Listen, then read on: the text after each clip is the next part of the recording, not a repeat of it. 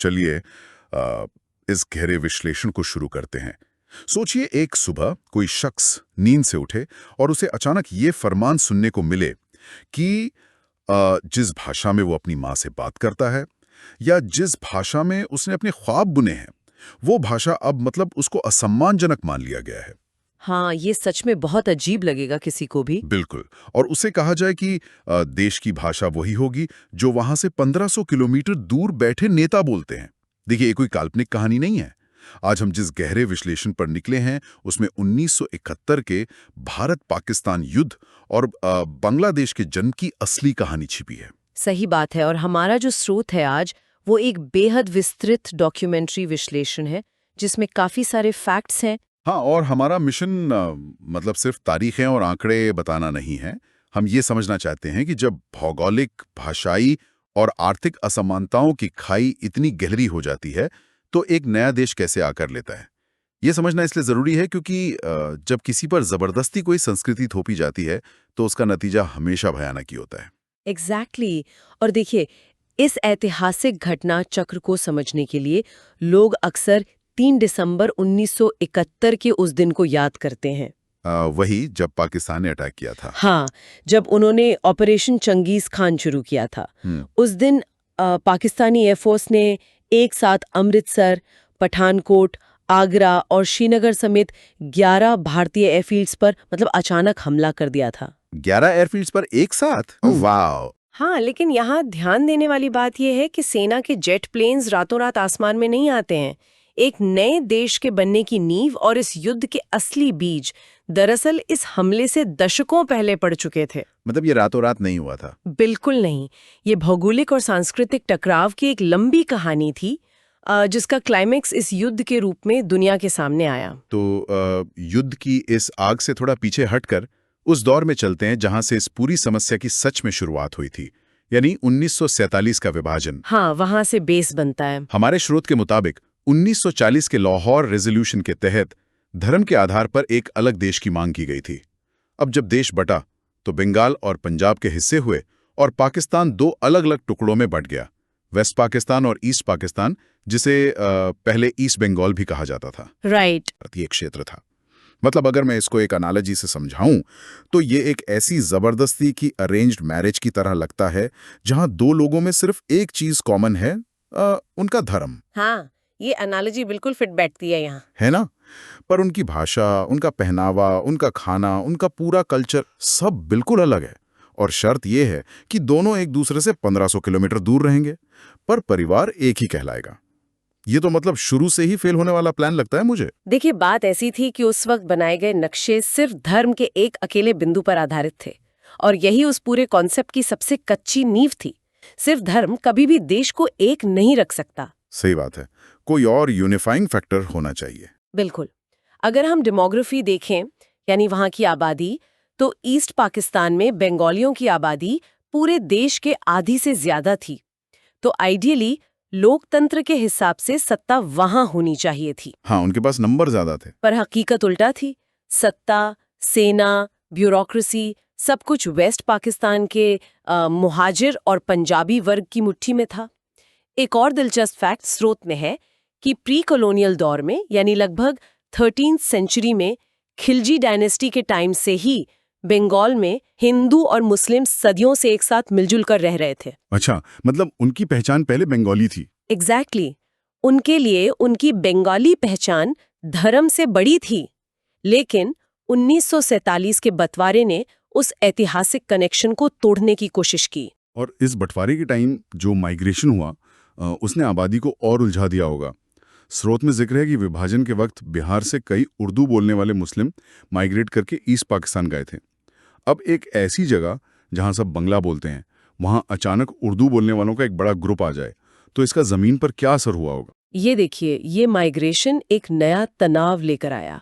इन नए बसने वालों को बाद में प्रो पाकिस्तान यानी वेस्ट पाकिस्तान के समर्थक के रूप में देखा जाने लगा। क्योंकि उनकी भाषा सेम थी? हाँ, क्योंकि उनकी उर्दू भाषा और वेस्ट पाकिस्तान की एलीट क्लास की भाषा एक ही थी, तो उन्हें इजीली सिस्टम का हिस्सा मान लिया गया। और यहीं से मूल बंगालियों और इन नए आए बिहारी मुस्लिम्स के बीच टेंशन शुरू हो गई। यानी यहाँ से ना कहानी सच में बहुत दिलचस्प हो जाती है, क्योंकि असली आक्रोश तब शुरू होता है जब भेदभाव राजनीति से निकलकर लोगों की जेब और उनकी थाली तक पहुंचता है। आर्थिक मुद्दे हमेशा सबसे बड़े होते हैं। बिल्कुल। जब हम इस आर्थिक भेदभाव के आंकड़े देखते हैं तो दिमाग चकरा जाता है। स्रोत बताता है कि ईस्ट पाकिस्तान से पूरे देश का 62% 62% रेवेन्यू आ रहा था, राइट। पर पूरे देश का 75% 75% बजट वेस्ट पाकिस्तान पर खर्च हो रहा था। ये डिस्पैरिटी सच में बहुत बड़ी थी। और वेट 1969-70 आते आते वेस्ट पाकिस्तान की per capita income east Pakistan से 61% ज्यादा हो चुकी थी। इसको अगर आसान भाषा में डिकोड करें तो ये ऐसी कंपनी जैसा है जहां जमीन पर काम करने वाले मजदूर सारा रेवेन्यू ला रहे हैं, पर हेड ऑफिस के बॉस जो दूसरे शहर में है सारा पैसा खुद पर खर्च कर रहे हैं। और सिर्फ यही नहीं, बॉस कह रहा है कि जमीन पर काम करने वालों को भी अब हेड ऑफिस की ही भाषा बोलनी पड़ेगी। यहाँ सबसे हैरान करने वाली बात यह है कि ये आर्थिक शोषण बहुत सोच समझ कर बनाया गया था, और जिस भाषाई फरमान का आपने जिक्र किया उसने तो आग में घी का काम किया। 21 मार्च 1948 को जिन्ना ने ढाका यूनिवर्सिटी में ऐलान किया कि पाकिस्तान की एकमात्र राष्ट्रभाषा उर्दू होगी, जबकि आबादी का एक बड़ा हिस्सा बांग्ला बोलता था। हाँ, लगभग 56% आबादी बांग्ला बोलती थी उस वक्त। देखिए, भाषा को थोपना सिर्फ एक कल्चरल चीज नहीं होती, ये एक आर्थिक और प्रशासनिक हथियार होता है। अगर आप किसी की भाषा बदल दें तो जो लोग वो भाषा नहीं बोलते वो अपने आप सरकारी नौकरियों, कानूनी व्यवस्था और सेने से बाहर हो जाते हैं। ओह, तो बेसिकली ये बांग्ला बोलने वालों को सिस्टम से बाहर निकालने का एक तरीका था। तब सेना ने उन पर गोलियां चला दी, अरे बाप रे। जिसमें 5 लोग मारे गए थे। ये इतना बड़ा मुद्दा था कि आज भी पूरी दुनिया इस 21 फरवरी को इंटरनेशनल मदर लैंग्वेज डे के रूप में मनाती है। हाँ, ये कनेक्शन संस्रोत में बहुत क्लियरली समझाया गया है। जब भाषा पर हमला होता है तो सीधा आइडेंटिटी पर हमला होता है, और इस आर्थिक और भाषाई शोषण ने मिलकर एक नया आक्रोश पैदा किया होगा। बिल्कुल। और इन्हीं परिस्थितियों ने अवामी लीग के नेता शेख मुजीबुर रहमान को आगे आने पर मजबूर किया। उन्होंने अपनी मशहूर 6 पॉइंट डिमांड रखी देश के सामने। ये वही डिमांड थी ना, ईस्ट पाकिस्तान को आर्थिक गुलामी से बचाने वाली। हाँ, उन्होंने मांग की कि देश का सिस्टम फेडरल हो, जहां ईस्ट पाकिस्तान की अपनी अलग करेंसी हो, अपने फॉरेन एक्सचेंज रिजर्व्स पर उनका अपना कंट्रोल हो और उन्हें अपनी अलग मिलिशिया बनाने का अधिकार मिले। लेकिन ये मांगे वेस्ट पाकिस्तान के नेताओं के लिए तो मतलब बिल्कुल रेड फ्लैग जैसी रही होंगी। उन्हें लगा होगा कि हेड ऑफिस का पैसा आना बंद हो जाएगा। स्रोत ये भी बताता है कि उन्होंने इस 6 पॉइंट डिमांड को देश तोड़ने की कोशिश मान लिया था। हाँ, वेस्ट पाकिस्तान ने इस आर्थिक ऑटोनॉमी की मांग को सीधे तौर पर बगावत करार दे दिया। और इसका नतीजा था 1968 का अगरतला कॉन्स्पिरेसी केस। उन्होंने मुजीबुर रहमान को इस झूठे आरोप में गिरफ्तार कर लिया कि वो भारत के साथ मिलकर साजिश रच रहे हैं। इससे तो लोग और भड़क गए होंगे। बिल्कुल, इस केस ने उन्हें और बड़ा हीरो बना दिया। विरोध इतना उग्र हो गया कि डिक्टेटर अयूब खान को रेजिग्नेशन देना पड़ गया और जनरल याया खां सेना के नए हेड बन गए। और इसके बाद राजनीति एक ऐसी दिशा में मुड़ती है जिसे मैं लोकतंत्र का विरोधाभास कहना चाहूंगा। एक तरफ डिक्टेटर हैं, दूसरी तरफ वो सोचते हैं कि इलेक्शंस करवा लेते हैं। 1970 में चुनाव हुए और नतीजे तो कमाल थे। आवामी लीग की जीत बहुत बड़ी थी। हाँ, आवामी लीग ने ईस्ट पाकिस्तान में 169 में से 167 सीट जीत ली और टोटल सीट्स थी 313।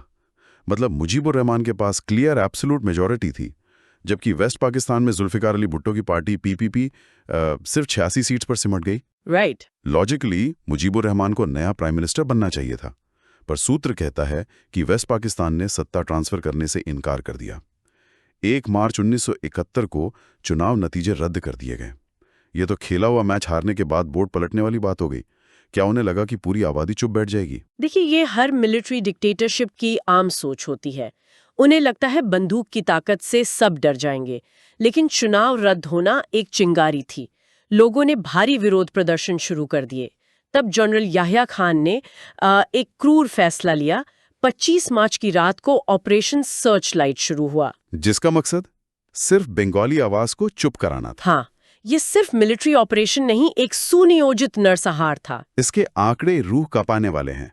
स्रोत की माने तो सिर्फ 1 हफ्ते के अंदर 30,000 बंगालियों को मौत के घाट उतार दिया गया था। पर इसका जो तरीका था वो और भी डरावना था। तरीका इसलिए डरावना था क्योंकि उन्होंने ढाका यूनिवर्सिटी जैसी जगहों पर चुन चुनकर इंटेलेक्चुअल्स, टीचर्स और स्टूडेंट्स को टारगेट किया। इसके पीछे का लॉजिक ये था कि अगर सोचने समझने वाली पीढ़ी ही खत्म हो जाए तो विद्रोह नहीं होगा। ओह, तो उन्होंने स्पेसिफिक लोगों को टारगेट किया। हाँ, और सेना ने वहां मूल निवासियों में ही एक गुट बनाया जिसे शांति बाहिनी कहा गया। लेकिन इस जुल्म के खिलाफ छात्रों और आम नागरिकों ने भी हथियार उठा लिए, जिसे मुक्ति बाहिनी नाम दिया गया। और ठीक इसी वक्त अरेस्ट होने से पहले मुजीबुर रहमान ने आज़ाद बांग्लादेश की घोषणा कर दी। तभी 26 मार्च को बांग्लादेश अपना इंडिपेंडेंस डे मनाता है। लेकिन एक सवाल आता है दिमाग में, जब देश की सरहदें बंद थीं, फॉरेन जर्नलिस्ट को निकाल दिया गया था, तो आखिर दुनिया तक इस नरसंहार की खबर पहुंची कैसे? वो एक पत्रकार की हिम्मत का नतीजा था। British journalist Anthony Mascarenhas. पाकिस्तानी सेना ने उन्हें ये सोचकर अंदर आने दिया था कि वो सेना के पक्ष में लिखेंगे, पर वहां का नरसंहार देखकर वो अपनी जान बचाकर यूके भाग गए। अच्छा, और वहां उन्होंने आर्टिकल लिखा? हाँ, उन्होंने 13 जून को लंदन के संडे टाइम्स में जेनोसाइड हेडलाइन के साथ एक आर्टिकल छापा। उसने दुनिया के सामने सच्चाई रख दी। और सबसे अहम बात, उस वक्त की प्रधानमंत्री इंदिरा गांधी ने भी इस रिपोर्ट को पढ़ा था। और इस बेनकाब हुई सच्चाई के बाद ये आंतरिक मुद्दा एक अंतर्राष्ट्रीय युद्ध बन गया। ईस्ट पाकिस्तान से लोग भागने लगे। स्रोत का आंकड़ा है कि लगभग 1 करोड़ शरणार्थी, 10 मिलियन रेफ्यूजीज, अपनी जान बचाकर भारत आए। ये भारत के लिए एक बहुत बड़ा आर्थिक क्राइसिस था। बिल्कुल। हमारे पास इतने लोगों को संभालने का इंफ्रास्ट्रक्चर कहाँ था? और तभी इंदिरा गांधी ने इंडियन आर्मी के तब के चीफ जनरल सैम मानेकशॉ को युद्ध की तैयारी का आदेश दिया। लेकिन यहाँ एक बड़ा मजेदार किस्सा है। जनरल मानेकशॉ ने उन्हें सीधे इनकार कर दिया कि हम अभी हमला नहीं करेंगे। सोचिए, एक जनरल अपने पीएम को सिखाता है कि कब स्ट्राइक करना है। यही तो सैम मानेकशॉ को लेजेंडरी बनाता है ना। वो जानते थे कि भावुक होकर आदेश मानने से युद्ध हारा जा सकता था। उनकी 2 कैलकुलेशंस थीं। पहली, मॉनसून का मौसम आने वाला था, जिसमें ईस्ट बंगाल दलदल बन जाता, टैंक्स ले जाना नामुमकिन था। और दूसरी, उन्हें वक्त चाहिए था ताकि मुक्ति बाहिनी को भारतीय सेना द्वारा ट्रेनिंग दी जा सके, जो जमीन पर उनके लिए आंख और कान का काम करें। ये इंतजार कामयाब भी रहा, लेकिन फिर वही बात आती है। 3 दिसंबर को पाकिस्तान ने भारत पर एयर स्ट्राइक्स कर दी। अब जब पाकिस्तान अंदर से टूट रहा था, तो उन्होंने भारत पर सामने से हमला करने की बेवकूफ़ी क्यों की? यहाँ एक बड़ा सवाल उठता है, और जवाब ये है कि ये बेवकूफ़ी नहीं, एक डेस्परेट जियोपॉलिटिकल मूव था। उन्हें पता था भारत की मदद से मुक्ति बाहिनी उन्हें हरा रही है। उन्हें लगा कि अगर वो भारत पर हमला करेंगे तो ये कॉन्फ्लिक्ट 2 देशों की इंटरनेशनल वॉर बन जाएगी। ताकि यूएन बीच में आ जाए। एग्जैक्टली। उनका प्लान था कि यूएन तुरंत सीज़फायर लागू कर देगा और भारत को अपनी सेना रोकनी पड़ेगी। ओहो। तो वो एसेंशियली अंतर्राष्ट्रीय मंच पर एक फाउल कॉल करने की कोशिश कर रहे थे। और उस वक्त कोल्ड वॉर बिल्कुल पीक पर था। स्रोत कहता है कि यूएन में अमेरिका और चाइना पूरी तरह से पाकिस्तान के साथ थे। बिल्कुल। अमेरिका ने तो भारत को डराने के लिए बे ऑफ बंगाल में अपना nuclear powered aircraft carrier USS enterprise तक भेज दिया था। पर भारत के पास एक ऐसी ताकत थी जिसने खेल मोड़ दिया, सोवियत यूनियन। यानी आज का रशिया। हाँ, जब यूएन में अमेरिका सीज फायर का रेजोल्यूशन लाया, सोवियत यूनियन ने वीटो पावर का इस्तेमाल किया। इसने भारत को जमीन पर वो कीमती वक्त दे दिया जो ढाका तक पहुंचने के लिए चाहिए था। एक जियोपॉलिटिकल मैच जहां डिप्लोमेटिक शील्ड से जमीन पर सेना की जीत तय हुई। और जब पाकिस्तान के नेताओं को समझ आने लगा कि उनका दांव उल्टा पड़ गया है, तब भुट्टो ने यूएन में अपने कागज फाड़ दिए और भाषण छोड़कर निकल गए। और इसका प्रैक्टिकल नतीजा देखा 16 दिसंबर 1971 को, जब ढाका में लेफ्टिनेंट जनरल न्याजी ने 93,000 सैनिकों के साथ सरेंडर किया। वर्ल्ड वॉर 2 के बाद यह सबसे बड़ा सरेंडर था। हाँ, और इसके ठीक बाद 1972 में सिमला अग्रीमेंट हुआ। भारत ने उन सभी 93,000 पीओडब्ल्यूज को वापस लौटा दिया और जीती हुई जमीन भी वापस कर दी। पर इसके बदले में पाकिस्तान को बांग्लादेश को एक आज़ाद देश के रूप में मान्यता देनी पड़ी। तो नक्शे पर बांग्लादेश औकात में स्थापित हो गया। ये सुनकर लगता है कि सब कुछ हैप्पीली एवर आफ्टर हो जाएगा, लेकिन असल दुनिया में ऐसा नहीं होता। तो इन सब का आखिर मतलब क्या निकलता है? स्रोत बताता है कि 1972 में मुजीबुर रहमान वापस आए, 1973 का चुनाव जीते और उन्होंने धर्म के आधार पर बनी पार्टीज को बैन भी किया। लेकिन ये जश्न लंबा नहीं चला। 15 अगस्त 1975 को सेना के विद्रोहियों ने उनकी हत्या कर दी और उसके बाद बांग्लादेश में जनरल जियाउर रहमान के अंडर दोबारा एक मिलिट्री कू और तानाशाही आ गई। एक देश जिसने मिलिट्री डिक्टेटरशिप के खिलाफ इतनी बड़ी लड़ाई लड़ी, वो कुछ सालों बाद फिर उसी जाल में फंस गया। ऐसा क्यों होता है? अगर इसको हम बड़े नजरिए से देखें तो नया देश बनाना एक आकस्मिक प्रक्रिया है, लेकिन वहां लोकतांत्रिक संस्थाएं यानी डेमोक्रेटिक इंस्टीट्यूशन स्थापित करना एक बहुत लंबा और मुश्किल काम है। पाकिस्तान के मिलिट्री रूल ने देखिए वहां के सिस्टम में जो तानाशाही की आदत डाल दी थी, उसे रातों रात नहीं बदला जा सकता था। हालांकि काफी संघर्षों के बाद 2009 में शेख हसीना वापस सत्ता में आईं। अगर हम इस पूरे विश्लेषण को आज की दुनिया के लिए समेटें तो ये साफ है कि ये सिर्फ एक पुरानी कहानी नहीं है। ये एक मिसाल है कि जब किसी भी समाज में, चाहे वो देश हो या ऑर्गेनाइजेशन, जब विविधता का सम्मान नहीं होता तो आक्रोश पनपता है। जब लोगों की भाषा और आइडेंटिटी को दबाकर सिर्फ एक सोच थोपी जाती है तो बड़ी से बड़ी दीवारें भी काम नहीं आती। बिल्कुल, जिन्ना और मिलिट्री डिक्टेटर्स ने सिर्फ धर्म के नाम पर देश को जोड़ना चाहा, पर उन्होंने इंसानी और सांस्कृतिक आइडेंटिटी को नजरअंदाज कर दिया। और इसी सोच के साथ एक आखिरी विचार जिसके साथ हम इस विश्लेषण को समाप्त करेंगे। हमने देखा कि 1971 में धर्म के आधार पर खींची गई लकीरें और लगभग 1 लाख सैनिकों की ताकत मिलकर भी लोगों की सांस्कृतिक पहचान को दबा नहीं सकी। लेकिन आज की दुनिया थोड़ी अलग है। आज के दौर में क्या digital borders, social media algorithms और इंटरनेट को बैन करने की ताकत मिलकर किसी समाज की सोच और उनकी भावनाओं को उस तरह पूरी तरह से कंट्रोल कर सकते हैं? जिस जबरदस्ती की अरेंज मैरिज को उस जमाने के टैंक्स नहीं बचा सके, क्या आज की मॉडर्न सर्वेलेंस टेक्नोलॉजी और डिजिटल सेंसरशिप वैसा ही फरमान लागू करवा सकती है? ये देखिए, सच में सोचने वाली बात है। आगे जब भी किसी दीवार या नक्शे की तरफ नजर जाए तो ये जरूर सोचना चाहिए कि इन दीवारों को किस चीज ने जोड़ रखा है, ताकत ने या आपसी सम्मान ने। हम यहीं रुकेंगे और आपसे मिलेंगे अगले गहरे विश्लेषण में।